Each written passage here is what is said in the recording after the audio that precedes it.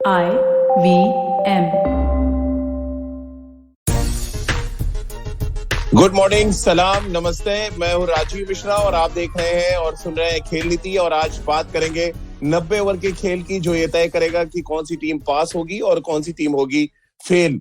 कौन सी टीम यहां पर ज्यादा बेहतर एडवांटेज के साथ कानपुर टेस्ट मैच के 5वें दिन मैदान पर उतरेगी, इस पर बातचीत करेंगे। क्या 90 ओवर में 280 रन बनाना एक बड़ी चुनौती है न्यूजीलैंड के लिए, या न्यूजीलैंड जो वर्ल्ड टेस्ट चैंपियन है वो इस मंजिल तक आसानी से पहुंच जाएंगे, क्योंकि उनके पास केन विलियमसन और रॉस टेलर जैसे बैट्समैन है जिनके पास एक्सपीरियंस है और वो स्वीप शॉट बहुत बेहतर तरीके से अप्लाई कर सकते हैं। लेकिन बड़ा सवाल वही है कि टेस्ट मैच के 5वें दिन जो तस्वीर निकलकर सामने आएगी उसकी एक झलक हमने टेस्ट मैच के चौथे दिन के 4 ओवर में देखी थी, जब एक विकेट भी गिरा न्यूजीलैंड का और गेंद काफी ऊपर नीचे हो रही थी। अब 5वें दिन के खेल पर पूरा विश्लेषण करेंगे और साथ ही चौथे दिन भारतीय टीम के लिए श्रेयस अय्यर, रिद्धिमान साहा और छठे, 7वें और 8वें नंबर पर जो साझेदारियां हुई उसकी क्या कुछ इंपॉर्टेंस रहेगी आगे इस मैच पर। इस पर बातचीत करने के लिए हमारे साथ इस टेस्ट मैच के कश्मीरी गवाह निखिल चोपड़ा है हमारे साथ, पूर्व क्रिकेटर और अभी कमेंटेटर। साथ ही अयाज मेमन हमारे साथ है, वरिष्ठ पत्रकार। बहुत बहुत स्वागत है आपका निखिल भाई। Good morning. क्या इतनी गुड मॉर्निंग होगी ग्रीन पार्क में, या पहला घंटा थोड़ा सा टेंशन भरा होगा दोनों टीमों के लिए? मेरे ख्याल में अब टेंशन जितनी भी है ना वो न्यूजीलैंड के खेमे में है। कल केन विलियमसन के पास एक सुनहरा मौका था वो टेंशन डालने के लिए। लंच के बाद पहला ओवर जब उन्होंने सचिन रविंद्र से कराया तब समझ में आ गया कि इन्होंने मुकाबला कहीं ना कहीं छोड़ दिया। हैरान था मैं, क्योंकि काइल जेमिसन और टीम सऊदी से शुरुआत कराते, जो दूसरा ओवर डाला भी था टीम सऊदी ने। तो वो पहला ओवर आप चाहते हैं कि तुरंत ब्रेक के बाद एक ऐसे गेंदबाज से कराएं जो कुछ सवाल पूछ सके। आपने सचिन रविंद्र के साथ गेंदबाजी की शुरुआत की तो वही मुकाबला न्यूजीलैंड के हाथ से निकल गया। तो आज मुझे तो लगता है जो जितनी भी परेशानी रहेगी वो न्यूजीलैंड के खेमे में रहेगी, भारत के खेमे में नहीं रहेगी। जिस तरीके से कल वो 4 ओवर का खेल हुआ भी था, मेरे ख्याल में अच्छी सोच थी कि आपने स्पिनर्स के साथ गेंदबाजी कराई, नया गेंद दिया है तो जितना भी घूमेगा वो कहीं ज्यादा बेहतर तरीके से गेंद घूमेगा, क्योंकि नया गेंद रहता है तो स्पिनर को ज्यादा मदद मिलेगी। जैसे जैसे गेंद पुराना होगा, स्लो अंदाज से बॉल घूमेगा तो बैट्समैन को चांस मिलेगा। तो मैं मानता हूं कल सोच बड़ी अच्छी थी जिस तरीके से स्पिनर से गेंदबाजी कराई।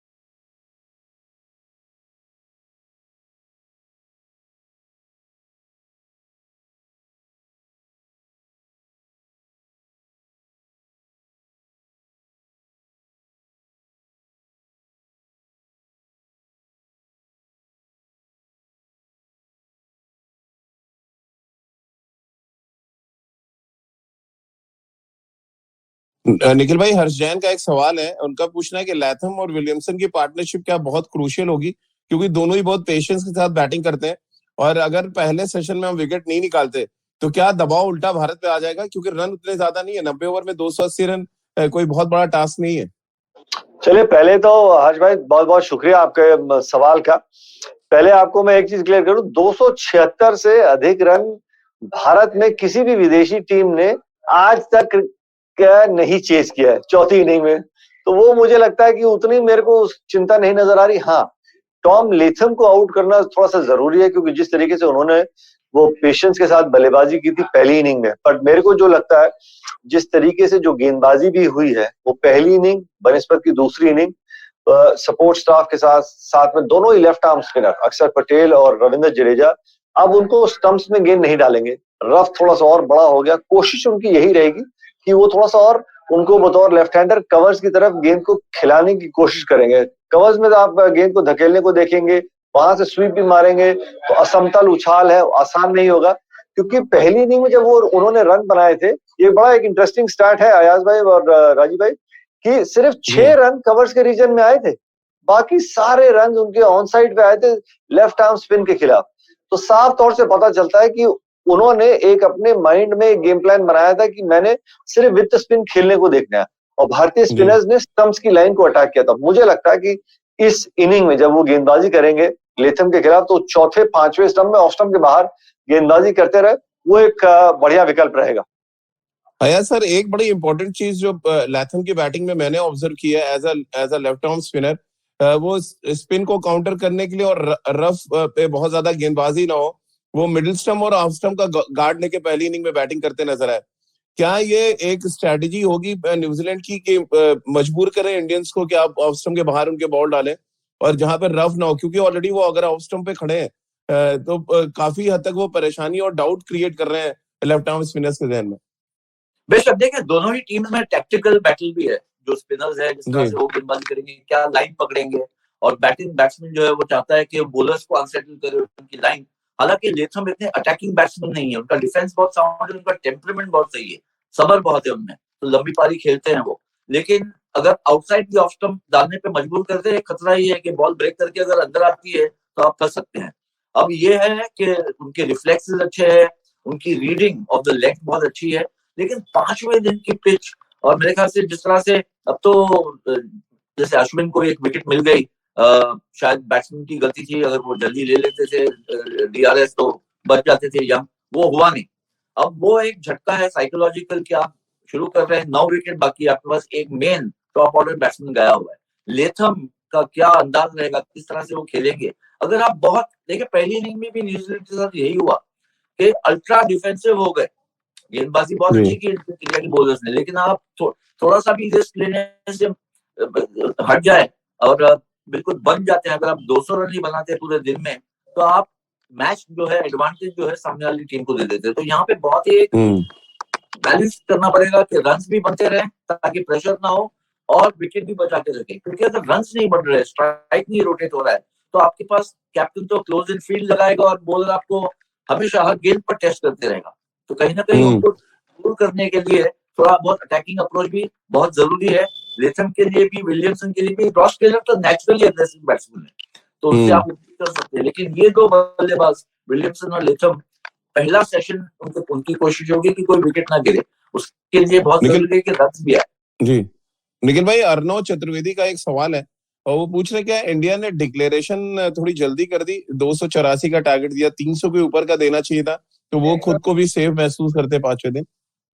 देखिए, वो कुछ समय उन्होंने जरूर लगाया, लेकिन 284 भी भारत में आप टेस्ट मैच खेल रहे हैं, जिस तरीके से असमतल उछाल है इस विकेट के ऊपर, 284 रन काफी हैं। और आप कहीं उल्टी कैलकुलेशन करते हैं कि गेंदबाजों से पूछते हैं आपको कितने ओवर चाहिए, कितने ओवर्स में आप आउट करने को देख सकते हैं। तो कल जब कुछ ओवर्स का खेल हुआ, 1 विकेट गिरी, तो अब न्यूजीलैंड पहला आधा घंटा तो आप ये लगा के चलिए कि वो हर कदम जो है ना फूक फूक पे लगाएगी, क्योंकि उनको भी पता है 1 विकेट और पहले आधे घंटे में गिर गई तो सारे शटर डाउन हो जाएंगे।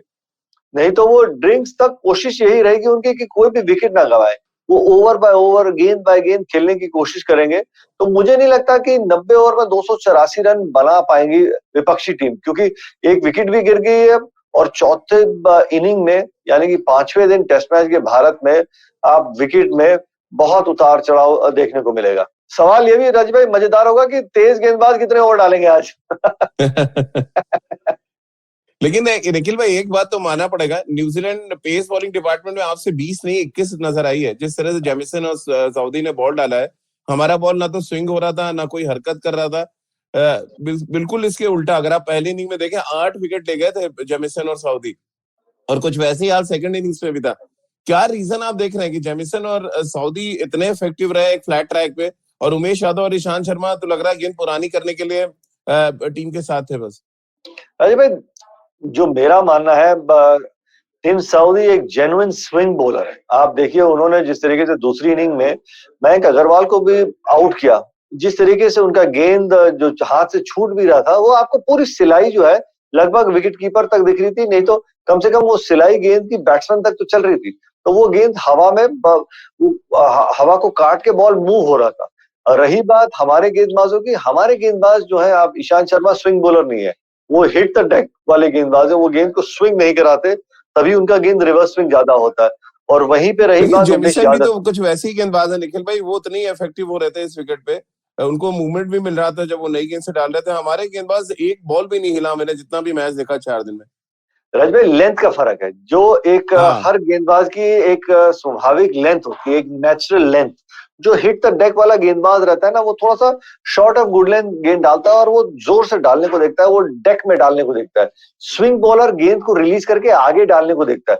उतने फासले में गेंद जब नया बॉल रहता है और ट्रैवल करता है तो वो बॉल मूव करता है, आपकी ट्रेजेक्टरी अलग हो जाती है जब आप हिट द डेक बॉलर होते हैं। जो ईशांत शर्मा का एक वो नेचुरल लेंथ है, शॉर्ट ऑफ गुड लेंथ पे, तो वहां आपको मूवमेंट नहीं मिलेगी। वो अच्छी जगह रहती है, आप जैसे इंग्लैंड में खेल रहे हैं, साउथ अफ्रीका में खेल रहे हैं, जहां पे गेंद पिच होने के बाद टप्पा बदल रही है। आप स्विंग की खोज कर रहे हैं तो उस लेंथ पे आप गेंदबाजी नहीं कर सकते, आपको कोई मदद नहीं मिलेगी। तो ये बहुत बड़ा फर्क रहा है। अमार का एक सवाल आया सर आपके लिए कि एक बड़ी साझेदारी के बाद जिस तरह से न्यूजीलैंड की पहली पारी सिमटने का काम किया हमारे स्पिनर्स ने, क्या वो साइकोलॉजिकल एडवांटेज देगा दूसरी पारी में जब गेंदबाजी करने भारतीय टीम उतरेगी? बेशक, देखिए पिछली बार भी आई थी तो 3-0 3-0 हार के गई थी न्यूजीलैंड, वो सब जानते हैं, खास करके रॉस टेलर और केन विलियमसन के 5वें दिन या चौथे दिन किस तरह से इंडियन स्पिनर्स जो है इन विकेट्स पर एक्सप्लॉइट करते हैं, जो भी टर्न हो या उछाल हो या अनइवन बाउंस हो।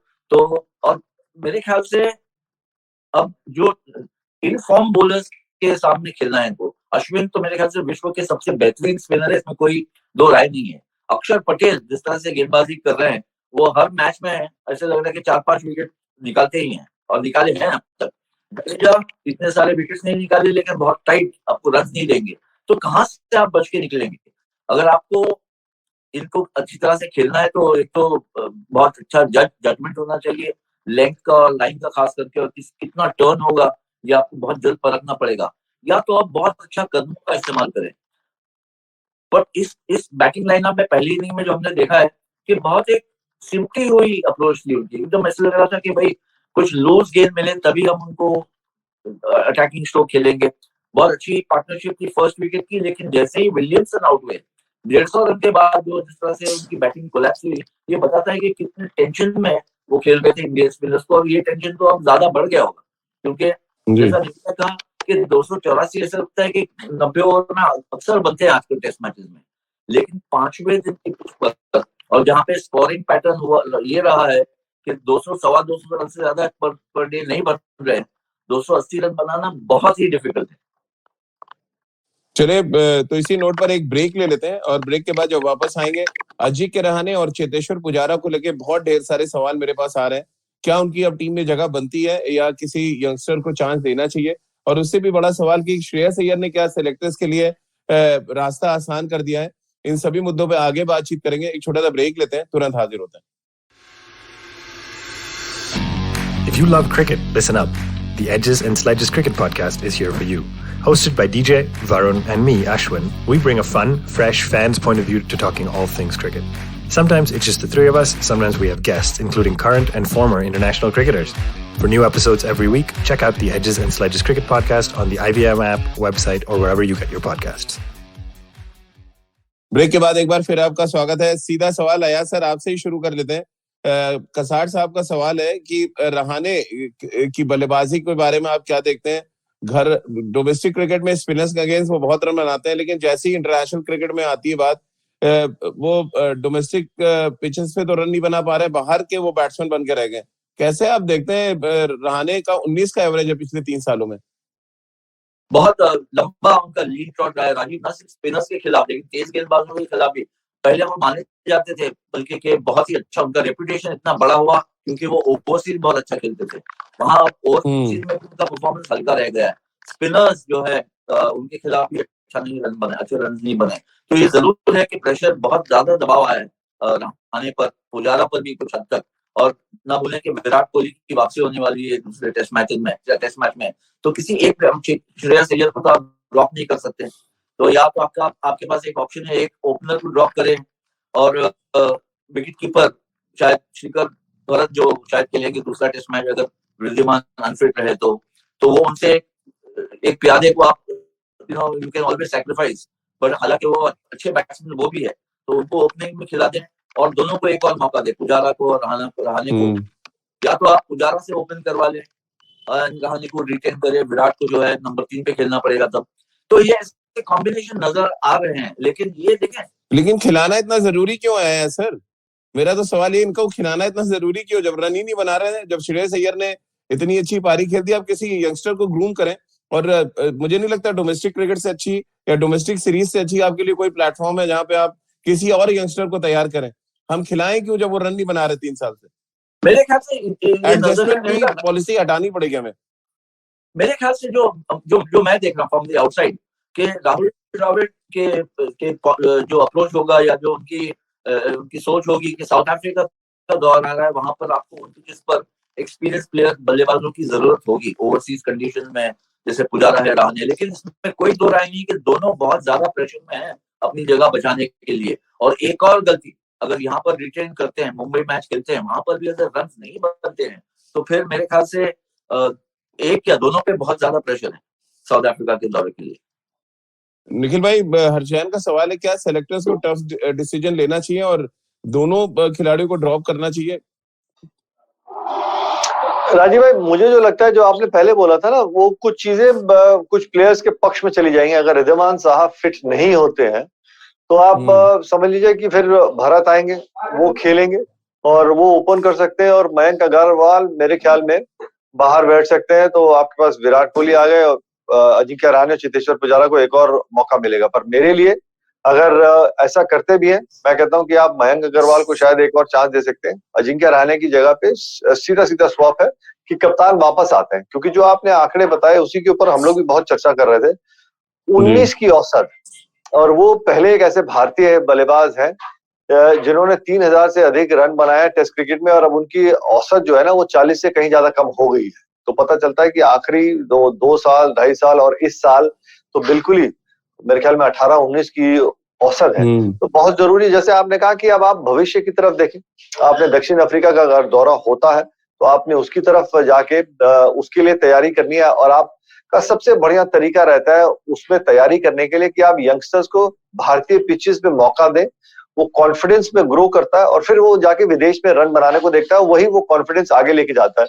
तो मैं तो फिर अगर ऐसा है तो मैं सूर्य कुमार यादव को मुंबई में खिलाने के बारे में सोचूं। अगर अजिंक्य रहाणे बाहर जाते हैं, विराट कोहली अंदर आते हैं, और फिर अगर के.एस. भरत आते हैं, और आप मयंक अग्रवाल को अगर आप छोड़ना चाहते हैं तो आपके पास 2 चेंजेस हो सकते हैं। तो आपको पर क्योंकि आप टेस्ट मैच अगर भारत जीत जाता है तो मुझे लगता है कि ये सब कुछ एक फेवरेबल चीजें होने लग जाएंगी अजिंक्य रहाणे के लिए, कि अगर रिद्धिमान साहा इंजर्ड हो जाते हैं, भारत आते हैं, तो शायद उनको मुंबई में उनके होम ग्राउंड पे एक और मौका मिल सकता है, और विराट कोहली भी वापस आके कप्तानी करेंगे।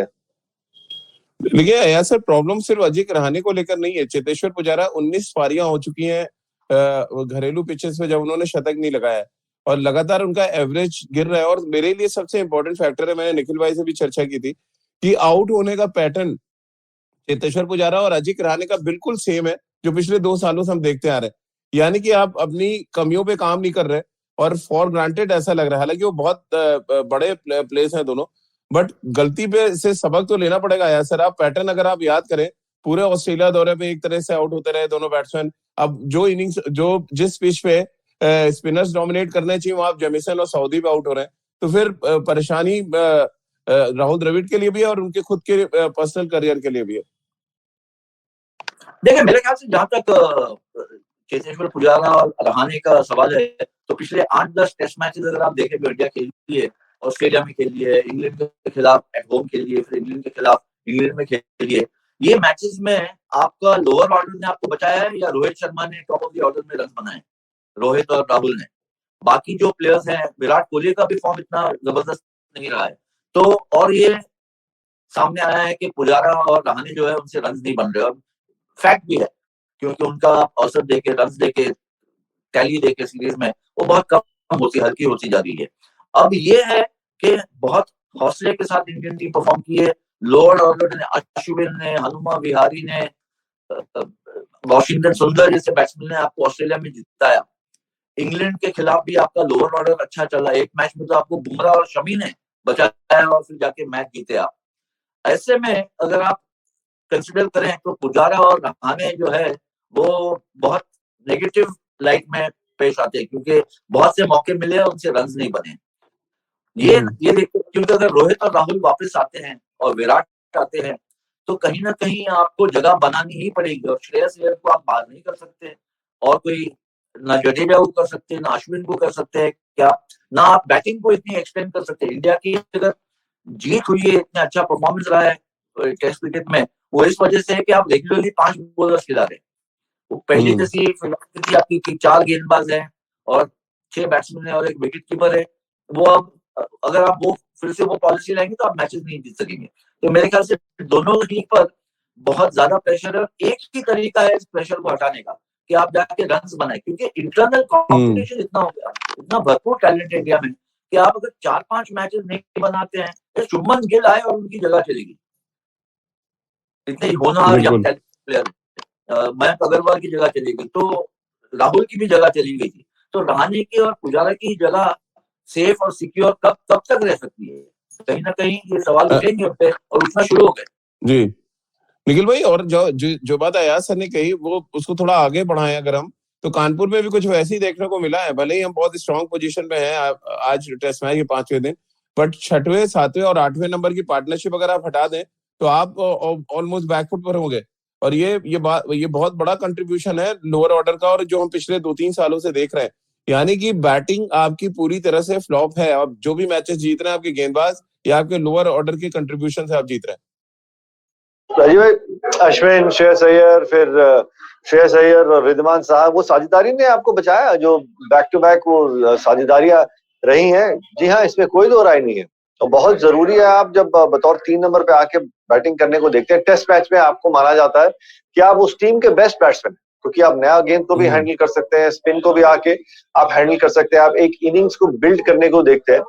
तो बहुत जरूरी है कि आप चयनकर्ताओं को कोई ना कोई कठोर कदम उठाने होंगे, क्योंकि समय मिल गया और काफी समय तक आपको वो मौके मिले। और आपको वो लंबी रस्सी जिसकी हम बात करते हैं वो इसलिए भी दी गई क्योंकि आप पहले लगातार परफॉर्म करते हुए आ रहे थे, इसलिए आपको इतने सारे मैचेस मिल गए, आपको इतने समय 19-20 इनिंग्स मिल गई है, बट आप उन स्टार्स को कन्वर्ट नहीं कर पाए। और जिस तरीके से आपने बताया वो आंकड़े मेरे लिए थोड़ा हैरानगी वाले हैं कि एक शतक नहीं है होम ग्राउंड में चेतेश्वर पुजारा के लिए। और अब जिस तरीके से जिस पेस पे गेम भी चल रहा है राजू भाई, कहीं ना कहीं आप अगर 60, 70, 80 गेंदें खेलते हैं या लगातार 2-2, 3-3 मेडन ओवर खेलते हैं, तो आपके साथ जैसे श्रेयस अय्यर है या विराट कोहली है, ये ऐसे बैट्समैन हैं जिनको स्ट्राइक पे आना पसंद है।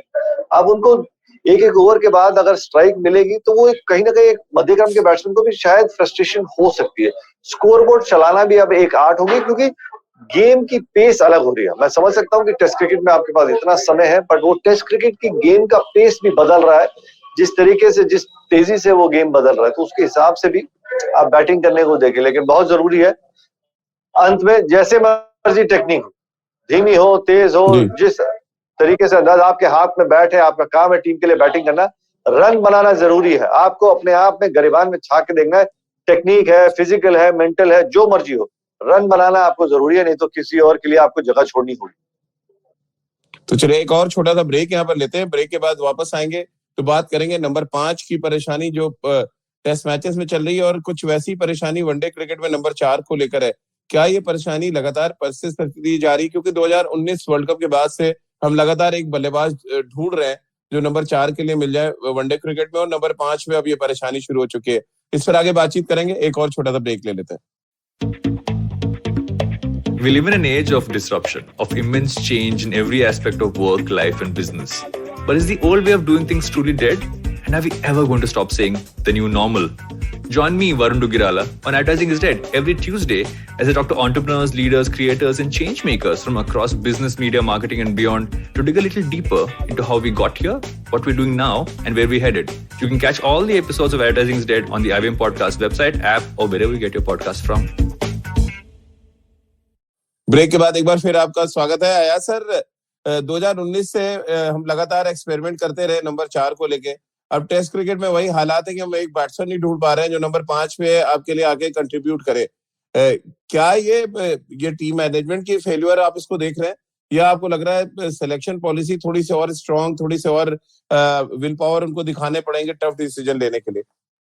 राजीव, मुझे तो लगता है कि प्रॉब्लम का आपको जवाब मिल गया। श्रेयस अय्यर जिस तरह से बैटिंग की है, अगर विराट आ भी जाते हैं तो नंबर 4 या नंबर 5 पे आपके लिए श्रेयस अय्यर टेस्ट में भी खेल सकते हैं and definitely even in ODIs. ना भूलें कि 2019 का जो ओडीआई वर्ल्ड कप रहा था, जब हुआ था, तब वो भी उन्होंने भी दावा रखा था नंबर 4 पे बैटिंग करने के लिए, लेकिन वो सिलेक्ट नहीं हुए थे। तो मेरे ख्याल और जिस तरह से उन्होंने फॉर्म दिखाया है, मुझे लगता है कि विराट के बाद और रोहित शर्मा के बाद ये जो टॉप ऑर्डर की अगर हम बात करें तो श्रेयस अय्यर ऐसे नजर आ रहे हैं कि तीनों फॉर्मेट में खेल सकते हैं।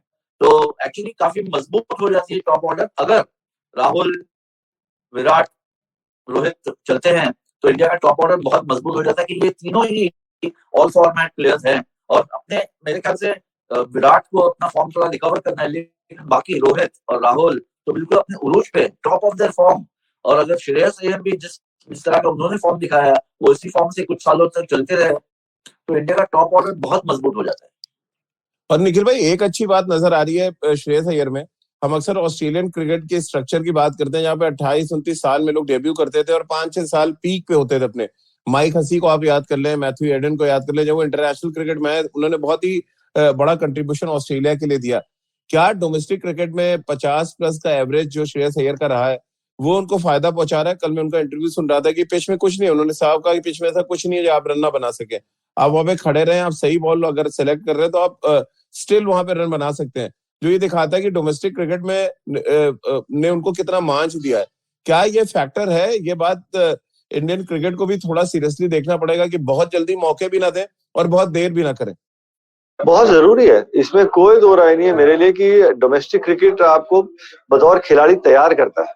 जिस तरीके से आप रन बनाते हैं, अलग अलग परिस्थिति से गुजरते हैं, अलग अलग पिचेस में आप रन बनाते हैं और सिचुएशंस अलग अलग रहती हैं, और टॉप क्वालिटी अंदाज से आप अगर आपकी औसत 50 से अधिक है तो पता चलता है कि आप बतौर खिलाड़ी भी अलग अलग परिस्थिति से आप गुजरते हैं और रन बना रहे हैं। नॉर्थ में खेलेंगे सर्दियों में तो गेंद स्विंग करता है, आप डाउन साउथ खेलेंगे, ईस्ट में खेलेंगे, वहां पे कुछ गेंद जो है वो घूमने लग जाएगा। तो आपको दोनों डिपार्टमेंट में अपने बैटिंग में पेस बॉलिंग, स्पिन दोनों में आपको मजबूती दिखानी होती है, वो मैच्योरिटी आपके बल्लेबाजी में आती है। तो मैं मानता हूं कि डोमेस्टिक क्रिकेट आपका आंसर है, और तभी भारतीय क्रिकेट की आप नर्सरी देखिए कितनी अच्छी तरीके से चल रही है, चाहे तेज गेंदबाजी हो चाहे बैटिंग हो। तो मैं मानता हूं कि ये डोमेस्टिक क्रिकेट की देन है, और उम्मीद करता हूं कि हनुमा विहारी को फिर से कोई भूले ना, क्योंकि अगर बल्लेबाजी के बारे में हम चर्चा कर रहे हैं, ढूंढ रहे हैं, तो उम्मीद करता हूं कि उस बेचारे खिलाड़ी को भी उतना ही मौके दिए जाए, क्योंकि वो एक ऐसा खिलाड़ी जिसने रन बनाया है और उसको वो मौके मिलने बहुत जरूरी रहे। श्रेयस अय्यर की हम बात कर रहे हैं, सूर्य कुमार यादव है, साथ में हनुमा विहारी भी, उनको ना भूलिएगा। बिल्कुल नहीं भूलेंगे। और आया सर, ये तो हनुमा विहारी का कंट्रीब्यूशन अपने आप में बहुत कमाल का था, भूलने वाली कोई बात भी नहीं है। बट हम जो बात कर रहे हैं ये भी उसी बात का हिस्सा है जो हम चर्चा कर रहे हैं निखिल भाई, हनुमा विहारी भी, क्योंकि डोमेस्टिक क्रिकेट में उन्होंने भी कुछ वही काम किया जो मैथ्यू एडन और माइक हसी ऑस्ट्रेलिया के लिए करके आए थे। एक बड़ी जी आप कुछ कहना चाह रहे थे राजीव भाई? हाँ, एक अच्छी सी एनालॉजी ध्यान में आई है। जब एक कैटरपिलर से एक तितली बनती है, जब वो खोल तोड़ रही होती है तितली, तो वो संघर्ष जो रहता है ना, वो संघर्ष वो तितलियों के पंखों में वो ताकत देती है। एक बच्चे ने वो मदद करने को देखा कि संघर्ष कर रही है, वो जो खोल था कैटरपिलर का वो तोड़ दिया, तो वो तितली अपनी उड़ान नहीं भर पाई। तो वो डोमेस्टिक क्रिकेट आपको तैयार करती है एक खिलाड़ी के लिए, वो अपनी उड़ान भरने के लिए। जितना आप खेलेंगे, अलग अलग परिस्थिति से गुजरेंगे, मुश्किल स्थिति से निकलेंगे, तो वो आपको सीख देती। तो उसको डोमेस्टिक क्रिकेट को, जैसे आपने कहा, बहुत जल्दी किसी को ना मौका दीजिए, और जब मौका दे किसी भी खिलाड़ी को तो उसकी कला में आप पूरी तरीके से भरोसा दिखाए भी, उसको चांस पूरा दिया जाए, उसके साथ सही तरीके से ट्रीटमेंट भी होना जरूरी रहता है। आया सर, क्योंकि अब टेस्ट मैच शुरू होने वाला है से कुछ ही मिनट के बाद, क्या आप शुरुआत से ही स्पिन डोमिनेटेड डे देखने जा रहे हैं, जहां पे ईशांत शर्मा और उमेश यादव को शायद गेंदबाजी ना मिले, कुछ ऐसी परिस्थितियां बन सकती हैं? हो सकता है मेरे ख्याल से, अगर स्पिन से ही शुरू करें और पहली बहुत जल्द सफलता मिलती है विलियमसन या लेथम की, तो फास्ट बॉलर जो है वो रिलीफ बॉलर्स आएंगे, क्योंकि अगर ज्यादा ओवर दे दिया अपने स्पिनर्स को, कहीं कोई थक रहा है या थोड़ा सा कंट्रोल खो दिया है, तो 2-4 ओवर आप ईशान से या यादव से करवा सकते हैं। लेकिन मेरे ख्याल से सबसे बड़ा औजार जो है, सबसे बड़ा वेपन जो है इंडिया के पास, वो स्पिन ही है इस पिच पर, और यही स्पिन जो है वो भय पैदा किया है न्यूजीलैंड के बल्लेबाजों में। तो आप तेज गेंदबाजों को मेरे ख्याल से ज्यादा गेंदबाजी देने की जरूरत नहीं है। ईशान शर्मा के लिए सवाल है, निखिल भाई आपके लिए, जिम है हमारे एक व्यूअर, उनका सवाल है कि ईशान शर्मा बिल्कुल आउट ऑफ फॉर्म नजर आ रहे हैं, फिटनेस प्रॉब्लम भी नजर आ रही, फिर हम नाम के वजह से क्यों परसिस्ट करते हैं गेंदबाजों को, हम काम के गेंदबाज क्यों नहीं खिलाते, भले ही वो प्रसिद्ध कृष्णा हो, अगर वो फिट है, अच्छी बॉल डाल रहे हैं नेट पे, तो हमें उनको खिलाने में क्यों परहेज होता है अक्सर? बिल्कुल नकारना नहीं चाहिए। देखिए क्रिकेट का खेल है, 5 गेंदबाज खिलाते हैं, किसी का भी एक अच्छा टेस्ट मैच हो सकता है खराब। ईशान शर्मा भी बहुत ही अनुभवी गेंदबाज है, 105 टेस्ट मैचेस उन्होंने खेले। मैं समझ सकता हूँ कि हम सब चाहते हैं कि आते ही मान हर गेंदबाज अगर 5-5 विकेट निकालेगा तो विपक्षी टीम में 25 विकेट वो 5 गेंदबाज ले जाएंगे। तो इसीलिए आप बैलेंस बनाने के लिए 5 गेंदबाज खिलाते हैं कि किसी का अच्छा दिन होता है तो वो उसकी एक मैच विनिंग परफॉर्मेंस हो। बट मैं मानता हूँ कि अनफिट तो नहीं, पर हाँ, जिस तरीके से बैट्समैन का खराब दिन चलता है, वैसे गेंदबाज का भी एक इनिंग खराब हो सकती है या 2 स्पेल खराब हो सकते हैं। तो इतनी जल्दी हमारे को उनको बिल्कुल नकारित नहीं करना चाहिए। तो मैं मानता हूँ कि वो अगले टेस्ट मैच में अगर मौका मिलता है या इसी टेस्ट मैच में एक और इनिंग में गेंदबाजी रहेगी तो असरदार गेंदबाजी रह सकते हैं, क्योंकि ये विकेट जो है, मैं समझ सकता हूँ कि टीम साउदी और काइल जेमिसन ने अच्छी गेंदबाजी की, पर ये विकेट पेस बॉलिंग के लिए उतना अनुकूल या इतनी मददगार वाला विकेट है नहीं, और भारत में तो हमेशा प्रिडोमिनेंटली डोमिनेट करते हैं स्पिनर्स। अया सर, चलते चलते एक सवाल और, बड़ा अच्छा सवाल है, अमर का ये सवाल है आपके लिए, उनका ये पूछना है कि न्यूजीलैंड अगर ये टेस्ट मैच बचा ले जाता है तो क्या बेस्ट टूरिंग टीम होगा जो अब तक इंडिया ट्रेवल की है? अगर इस सिचुएशन में जाके मैच बचाती है न्यूजीलैंड, तो फिर तो उसके प्योर हैट, उनको बहुत दाद देनी होगी कि किस तरह से उन्होंने खेला, क्योंकि ना भूले, हालांकि इंडिया की टीम थोड़ी सी हल्की नजर आ रही है, वो बल्लेबाजी टीम है, नॉट इन बॉलिंग। बॉलिंग में तो आपकी पूरी अटैक जो है वहां पर फ्रंट लाइन अटैक जो है और मेन अटैक, मेन बॉलर्स हैं जो खेल रहे हैं इस मैच में, बैट्समैन में काफी बैट्समैन नहीं है। तो अगर इस तरह से ये मैच बचा के यहाँ से निकलती है, तो एक तो जैसे हम जानते हैं कि बहुत ही कम्पिटिटिव टीम है, बहुत बन गई है कम्पिटिटिव टीम, और इनको अगर ये मैच बचाते हैं तो मैं मानूंगा कि दूसरे मैच में फिर उनसे बच के रहना पड़ेगा, क्योंकि उनके 2 बॉलर्स बहुत अच्छे फॉर्म में हैं, और मेरे ख्याल से एक स्पिनर कम करे तो फिर वो टीम काफी मजबूत हो जाती है। चलिए सर, बहुत बहुत शुक्रिया आपका। निखिल भाई आपका भी बहुत बहुत शुक्रिया, और हम चाहेंगे कि आप मैच जिताएं और उसके बाद आपके स्पेशल कमेंट्स और जो कुछ आप मैच में देख रहे हैं वो हम अपने व्यूअर्स तक पहुंचाएं। अया सर, आपका भी बहुत बहुत शुक्रिया। तो जुड़िए खेल नीति के साथ रोज सुबह 9:30 पर खेल नीति के यूट्यूब चैनल और IVM के फेसबुक पेज पर, और जब मैच चल रहा होगा तो हम 9 बजे लाइव आएंगे आपके साथ। इसके अलावा आप मुझसे जुड़ सकते हैं, अपने सवाल भेज सकते हैं @राजीव मिश्र मेरा ट्विटर हैंडल है, @cricketwalla अया सर का है, और @निखिल चोपड़ा आप इंस्टा पे निखिल भाई को सीधे भेज सकते हैं। इसके अलावा आप खेल नीति का हर एपिसोड सुन सकते हैं IVM ऐप पर, IVMpodcast.com पर, गाना, स्पॉटिफाई, सावन, गूगल पॉडकास्ट या अन्य IVM पॉडकास्टिंग नेटवर्क पर। आप सभी का बहुत बहुत शुक्रिया हमारे साथ जुड़ने के लिए।